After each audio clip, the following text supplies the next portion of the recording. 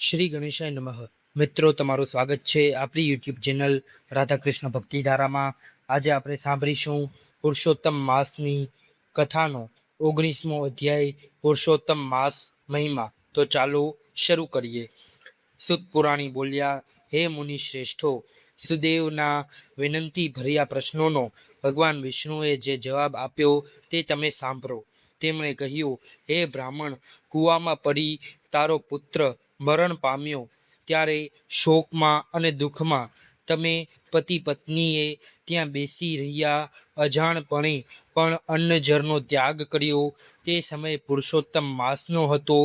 પવિત્ર માસમાં કોઈ મનુષ્ય એક પણ ઉપવાસ કરે તો તેના અનંત પાપો બળી જાય છે. જ્યારે તમે પતિ પત્નીને તો આખો માસ ઉપવાસ રહ્યા. અણધાર્યો વરસાદ આવવાથી તમને સ્નાન ફળ પણ મળ્યું. આમ અજાણપણે પણ તમારાથી પુરુષોત્તમ માસનો વ્રત થઈ જવા પામ્યું. આ વ્રતના કારણે જ તમે મને પ્રિય છો. આગળ બોલતા જણાવ્યું, એક સમયે બ્રહ્માએ દેવોની સમક્ષ એક ત્રાજવામાં વેદના બધા સાધનો અને બીજા ત્રાજવામાં પુરુષોત્તમ માસનું વ્રત મૂક્યું. ત્યારે વ્રતવાળું પલરું નીચે નમી પડ્યું. આથી જ પુરુષોત્તમ માસને અધિક ફળદાયી ગણવામાં આવ્યો છે. આથી બધા દેવો પણ પુરુષોત્તમ માસના ગુણગાન ગાય છે. તેના પરિણામે તું પુત્ર સુખ પ્રાપ્ત કરી શક્યો છે. આમ કહી વિષ્ણુ ભગવાન ગરુડ ઉપર બેસી વૈકુંઠમાં ગયા. સજીવન થયેલ પુત્રને લઈને પતિ પત્ની પોતાને ઘેર ગયા. સમય વીતતા અધિક માસ આવતા વિધિ વિધાન સહિત પુરુષોત્તમ માસનું વ્રત તેમણે કર્યું. આ વ્રતના પ્રતાપે ઘણા સુખ ભોગ ભોગવી અંતે વૈકુંઠ વાસી થયા. ત્યાં પણ હજારો વર્ષ ઘણું સુખ ભોગવી પૃથ્વી પર દ્રઢધનવા રાજા તરીકે તે જન્મ ધારણ કર્યો. તારે ગુણસુંદરી નામની જે પત્ની છે તે આગલા જન્મમાં ગૌતમી હતી. તેમને 4 પુત્રો અને 1 પુત્રી છે. પૂર્વજન્મનો શુકદેવ નામનો પુત્ર પોપટ તરીકે અવતર્યો છે. પોતાના પિતાને ઓળખી ગયો છે અને તેમને મુક્તિના માર્ગે વારવા માટે જંગલમાં ઝાડ ઉપર નીચે બેઠેલા દ્રઢધનવાને ઉપદેશ આપે છે. રાજાની સુખ સમૃદ્ધિનું કારણ પુરુષોત્તમ માસનો વ્રત છે તેને સંભળાવે છે. આ પ્રમાણે દ્રઢધનવા રાજાનો સંદેહ વાલ્મીકી મુનિએ પૂર્વજન્મનો વૃત્તાંત સંભળાવી શંકા મુક્ત કર્યો. આમ શ્રી બૃહદનારદીય પુરાણના પુરુષોત્તમ મહાત્મ્યનો પુરુષોત્તમ માસ મહિમા નામનો 19મો અધ્યાય સંપૂર્ણ. હવે આપણે પુરુષોત્તમ માસની પાવન કથા વાંચીએ. 4 ચકલીની કથા. પુરુષોત્તમ માસની શરૂઆત હતી. ભાવિક ધર્મ પ્રેમી લોકો સવારે પ્રાતઃકાળે ઉઠી નદીએ સ્નાન કરવા ગયા હતા. સ્નાન વિધિ પત્યા પછી કાઠા ગોરમાનું પૂજન કરી બ્રાહ્મણોને દાન દક્ષિણા આપી કેટલીક બહેનો નજીકમાં આવેલા વડલાના વૃક્ષ નીચે વાતોએ વળગી. આજે તેમની વાતોનો દોર પુરુષોત્તમ માસના વ્રત વિશેનો હતો. બહેનોમાંથી એક બહેન બોલ્યા, પુરુષોત્તમ માસમાં ઉપવાસનું ફળ મોટું છે. ઉપવાસ કરે તેને ચોક્કસ ફળે છે. તેમાં મીન મેખ નથી. બીજા બહેન બોલ્યા, તમારી વાત સાચી છે. આમાં ઉપવાસ પણ અનેક રીતે કરવામાં આવે છે.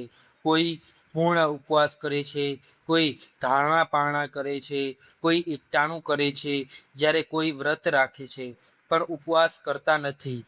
જેવો વ્રતનો પ્રકાર એવું ફળ વ્રત કરનારને મળે છે. ત્રીજા બહેન બોલ્યા, તમારી વાત સાચી છે. જે પૂર્ણ ઉપવાસ કરે છે તેને સૌથી વધુ પુણ્ય પ્રાપ્ત થાય છે. તે રાજા રાણી બને છે.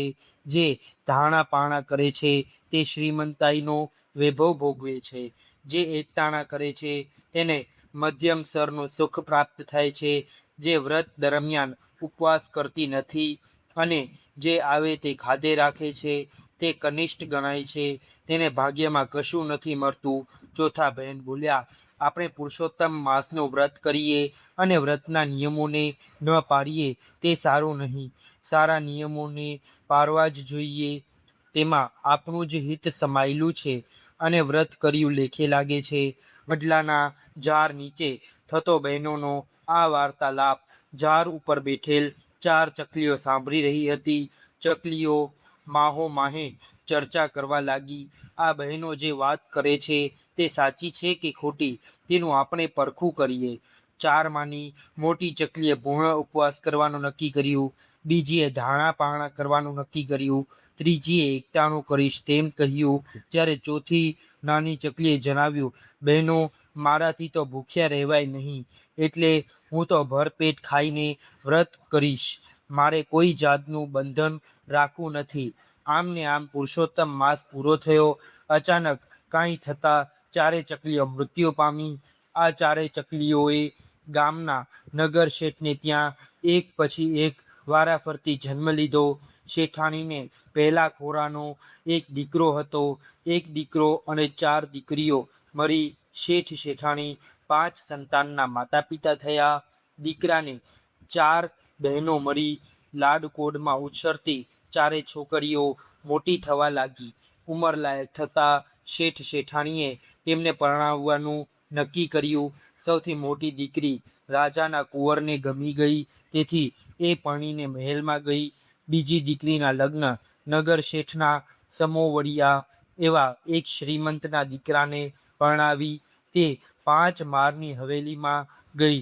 ત્રીજી દીકરી એક સુખી ઘરમાં પરણાવી. સૌથી નાની દીકરીને નસીબ સંજોગે એક ગરીબ દીકરાને પરણાવી પડી. આ બધી ભાગ્યની વાત છે. ભાગ્યના ભેદને ભગવાન પણ જાણી શકતા નથી. 4 છોકરીઓ પરણીને સાસરે ગઈ. 4 દીકરીઓને પરણાવ્યા પછી શેઠ શેઠાણીએ નક્કી કર્યું કે હવે આપણે દીકરાને પરણાવીએ.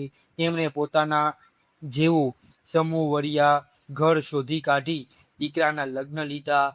તેમને 4 દીકરીઓને લગ્નમાં આવવા માટેના આમંત્રણ મોકલી આપ્યા. 4માંથી જે સૌથી નાની હતી તે તો આમંત્રણ મળતા તરત પિયર પહોંચી ગઈ. તેનાથી મોટી હતી તે 2 દિવસ અગાઉ પહોંચી ગઈ. જ્યારે સૌથી મોટી હતી તે લગ્નના આગલા દિવસે પિયર પહોંચી.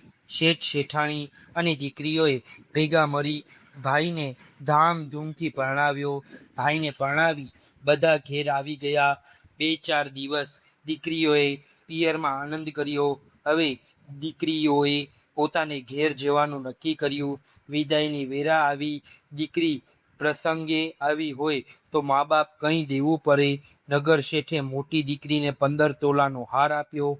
તેનાથી નાની દીકરીને 10 તોલાનો પોંચો આપ્યો. તેનાથી નાની દીકરીને 5 તોલાનો દોરો આપ્યો. જ્યારે સૌથી નાની દીકરીને સોનાને બદલે 2 જોડ કપડાં, 5 ગુણી ઘઉં આપ્યા. આવા ભેદભાવ ભર્યા વ્યવહારથી સૌથી નાની દીકરીનું અંતર બળવા લાગ્યું. તે રડવા લાગી. ત્યારે સૌથી મોટી બહેને કહ્યું, બહેન, તું રડ નહીં. દરેકને પૂર્વજન્મની કરણી મુજબ ફળ મળ્યું છે. આગલા ભવમાં આપણે 4 બહેનો ચકલીઓ હતી. અધિક માસમાં આપણે પુરુષોત્તમ માસનું વ્રત લીધું હતું. તે વ્રત સમયે ખાવા પીવાનો કોઈ નિયમ રાખ્યો નહીં. તેથી તને ગરીબાઈ સમયે મળી છે. તારાથી મોટીએ એકટાણું કર્યું, તેથી તેને સુખી ઘર મળ્યું. તેનાથી મોટીએ ધાણા પાણા કર્યા, એટલે તેને શ્રીમંત ઘર મળ્યું. જ્યારે મેં વ્રત દરમિયાન પૂર્ણ ઉપવાસ કરવાથી તેના ફળરૂપે મને રાજકુટુંબ મળ્યું. આ બધું મને આગલો ભવ યાદ રહેવાથી તને જણાવું છું. હવે યાદ રાખજે કે જ્યારે પણ પુરુષોત્તમ માસ આવે ત્યારે પૂર્ણ શ્રદ્ધા અને ભાવથી પુરુષોત્તમ ભગવાનનો વ્રત કરજે. આખો મહિનો સ્નાન કરજે, કાઠા ગોરમાનું પૂજન કરજે, દાન દક્ષિણા આપજે અને પૂર્ણ ઉપવાસ રહી પુરુષોત્તમ ભગવાનનું નામ સ્મરણ અને ભક્તિ કરજે. જેથી હવે પછીનો તારો ભવ સુધરી જશે અને તું પણ સુખી થઈશ. મોટી બહેનની વાત સાંભળી નાની બહેનનો અસંતોષ દૂર થયો. તેણે વિચાર્યું, આમાં મા બાપનો દોષ નથી, ભાગ્ય બળે જ આ બધું થઈ રહ્યું છે. બોલો પુરુષોત્તમ ભગવાનની જય.